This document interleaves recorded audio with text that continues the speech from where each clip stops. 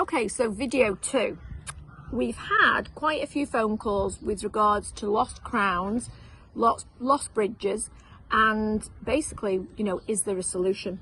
So, first of all, there's different types of crowns. There's some that are ceramic, some that are porcelain, some that are Saint, come back, some that are gold. Some of them have posts, but for a temporization, we're going to use the same material. So what we'll deliver you, or if you can get it from a chemist.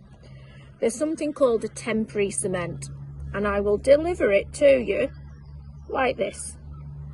There's 2 strips. One is called a catalyst, and the other one is called a base. Right, would you like to join the video?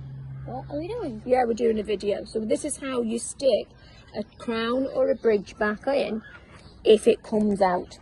Okay, so you'll be delivered 2 cements. This is called temp bond.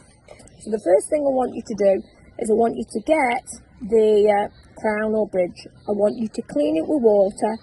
I want you to make sure that all of the cement is taken out. I will then give you this. Now you've got to be pretty quick with this. So what you've got to do is you've got to mix this together like so.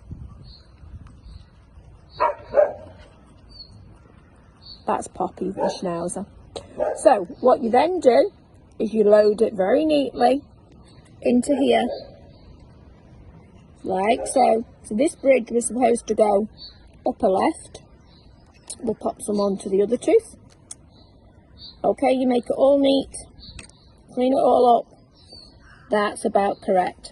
And then what you do, if you can get somebody to help you, all the better.